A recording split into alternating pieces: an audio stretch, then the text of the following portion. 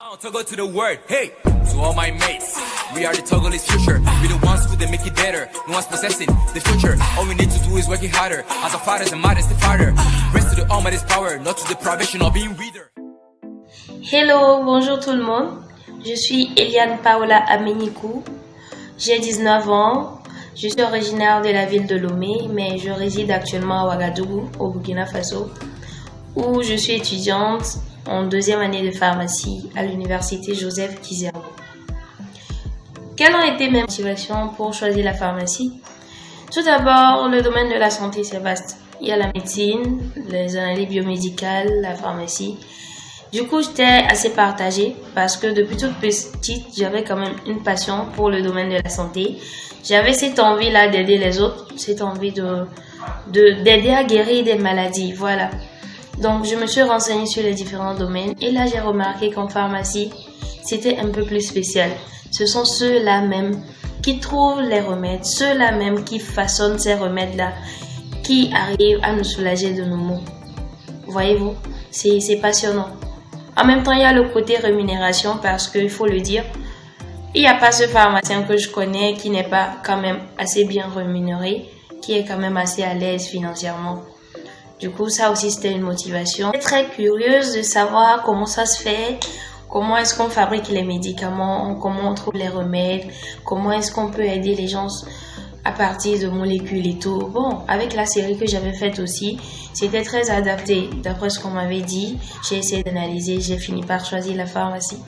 Donc, voilà un peu par rapport à mes motivations. Alors, dans ma filière, qu'est-ce qu'on peut avoir comme métier? D'abord, il y a plusieurs spécialisations qui débouchent sur plein de métiers. Nous avons les pharmaciens d'officine qui créent les pharmacies ou officines que nous voyons généralement, là où on part chercher nos médicaments. Il y a ceux qui sont dans l'industrie, ceux qui sont chargés de fabriquer les médicaments. Il y a aussi ceux-là qui sont dans l'enseignement, qui acquièrent des connaissances et viennent les transmettre à l'université, nos professeurs et tout. Donc, ils travaillent la moitié du temps, peut-être à l'université. Et maintenant, l'autre partie du temps, ils sont peut-être à l'hôpital. Oui, parce qu'effectivement, il y a des pharmaciens à l'hôpital, le saviez-vous? Il y a des pharmaciens à l'hôpital, on a les pharmaciens hospitaliers, et les pharmaciens cliniques, voilà, vous voyez un peu. On peut même se spécialiser dans le domaine de la biologie. C'est vraiment vaste en fait, c'est vraiment vaste. Voilà un peu, en grosso modo, ce qu'on fait, ce qu'on a comme débouché en pharmacie. Alors, quelles sont les difficultés que j'ai rencontrées? D'abord à l'école, c'était pas possible parce qu'on est arrivé, il y avait pas mal de matières. On avait 19 matières déjà en première année. Par rapport au lycée où on en avait peut-être 13 au maximum. Et cette fois-ci, c'était des matières avec des volumes pas possibles.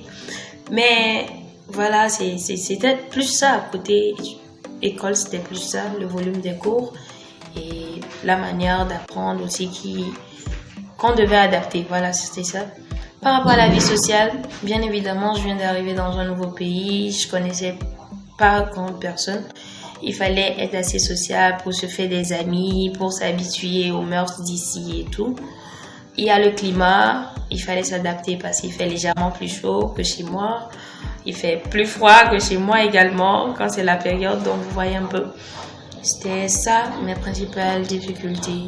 Quelles sont les solutions aux problèmes que j'ai rencontrés? D'abord pour l'école, j'ai juste appris à m'adapter, j'ai trouvé mon rythme de travail. J'ai appris comment il fallait que je m'adapte à cette nouvelle manière de recevoir les cours et de les bosser, de les composer et tout. Donc, voilà un peu. Par rapport au climat, bon, que voulez-vous que je vous dise? Pendant la période de chaleur, c'est assez compliqué, mais on s'hydrate beaucoup et l'organisme, même avec le temps, apprend à s'adapter. Par rapport à la fraîcheur, ça carrément, bon, on porte des pulls et puis bon, ça va finir par passer, comme vous voyez. On est en plein midi, mais je porte un pull vert parce que j'ai légèrement froid. C'est un peu ça. Maintenant, la vie sociale, j'ai toujours dit, il faut être super social avec tout le monde, il faut être super jovial avec tout le monde. Et comme ça, tu t'adaptes beaucoup mieux. Donc, j'ai appris, je me suis fait plein d'amis qui, quand même, m'ont beaucoup aidé sur plusieurs plans par rapport à l'adaptation ici, à comment m'habituer aux mœurs et tout. Ce que j'aime dans ma filière, c'est plus le côté pratique. Vous fabriquez des médicaments, vous apprenez à manipuler des produits, vous partez à la pharmacie, vous souriez aux gens, vous les servez, vous les aidez à retrouver le sourire même dans leur maladie. vous essayez quand même de rendre le monde meilleur. Voilà, comme ça que je l'appelle. On rend le monde meilleur. On participe à rendre le monde meilleur parce que personne n'est joyeux quand il est malade. Donc personne n'apprécie ça en fait. Donc on rend le monde meilleur. C'est un peu ça. Qu'est-ce que je n'aime pas? Bon, je ne sais pas trop. Peut-être le volume des cours parce que personne n'aime ça. Hein? Ouais, c'est super vaste. La durée des études, c'est aussi quand même assez long. Mais bof, avec la motivation, on s'en sort. Est-ce que j'ai des activités extrascolaires? Bien sûr. Voilà, d'abord je commence par le sport parce que j'adore le sport. Vous savez, il faut être en forme parce que le sport c'est super, c'est bon pour la santé. Je vous le conseille. Donc, je joue au handball avec l'équipe des filles de ma classe. Je fais des séances d'aérobic pour maintenir un peu l'équilibre parce que avec le stress et tout, on a tendance à prendre du poids et bof, c'est pas très intéressant. Voilà. Donc, à part ça, je fais de l'entrepreneuriat, je vends des pagnes. L'avantage de ces activités extra, d'abord pour le sport, tout le monde sait ça, hein? On n'a pas besoin de se répéter, le sport c'est bon pour la santé. Et pour toute personne d'ailleurs, le sport c'est bien. Voilà. En plus de soigner son alimentation et tout, c'est aussi bien, voilà. Maintenant, pour les commerces de pagne, qu'est-ce que ça m'apporte? Ça m'aide à soulager un peu la tâche aux parents par rapport aux dépenses. Parce que c'est une activité lucrative et voilà. Ça t'apprend aussi quand même la gestion avant le grand moment parce que quand on va grandir, nous tous on sera confrontés à ça. Donc, l'entrepreneuriat, non seulement le côté lucratif, mais ça t'apprend beaucoup, ça t'apprend à gérer ton argent, ça t'apprend à gérer une entreprise, ça t'apprend vraiment à avoir des relations, à savoir manager, à faire des trucs, c'est super en fait. Voilà, donc c'est un peu ça l'avantage de ces activités. Alors, le secret pour réussir dans ma filière, je dirais motivation, travail, détermination, courage et prière. Très important. Donc, il faut être déterminé, super déterminé, motivé. Parce qu'il y a des moments où vraiment, on est à bout de force, mais on trouve quand même le courage et la détermination. On se rappelle de ce pour quoi on a choisi et on continue à se battre, même quand c'est compliqué. Et il faut toujours tout remettre au Tout-Puissant. C'est ce que je pense personnellement et c'est ce que je fais toujours. Et ça se passe toujours super bien. Donc, tout confier à Dieu et tout se passe très bien. Voilà les secrets. J'aime pas des étudiants qui fréquentent ma filière. Je l'ai déjà dit, avec tout ce que j'ai dit, je pense que je l'ai énuméré. Vous rendez le monde meilleur. Vous fabriquez des médicaments pour les gens.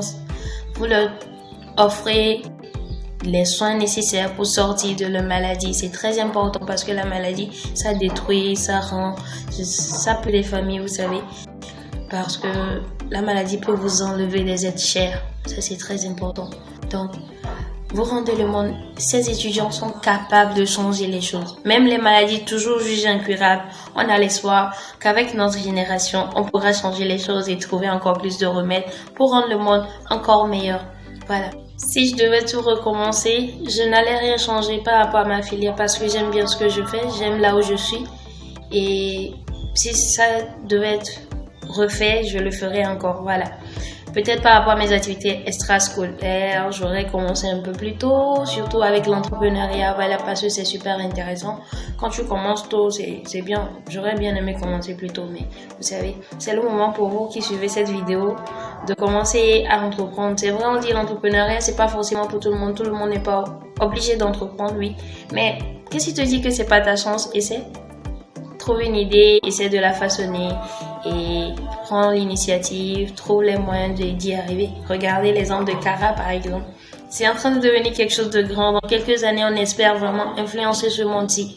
Donc, prenez les initiatives et allez-y, n'hésitez pas. Quels sont mes conseils pour quelqu'un qui veut faire ma filière? D'abord, il faut essayer d'avoir de bonnes notes, surtout dans les matières scientifiques au lycée et au collège. Ensuite, une fois la fac intégrée, parce que ces notes-là seront critères de choix pour entrer à la faculté. Une fois la faculté intégrée, il faudra beaucoup de courage, beaucoup de détermination.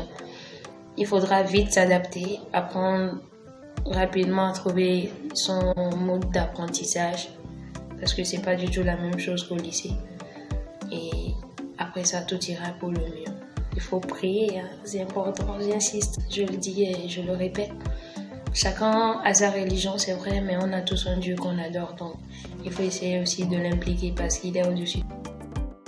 Je termine en disant merci à Kara, merci à Rafik, initiateur de tout ceci.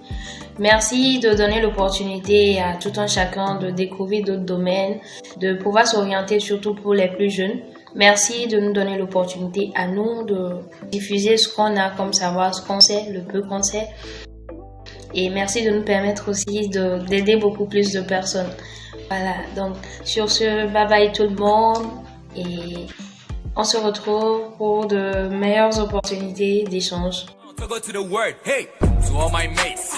We are the Togolese future. We the ones who they make it better. No one's possessing the future. All we need to do is working harder. As our fathers and mothers, the father.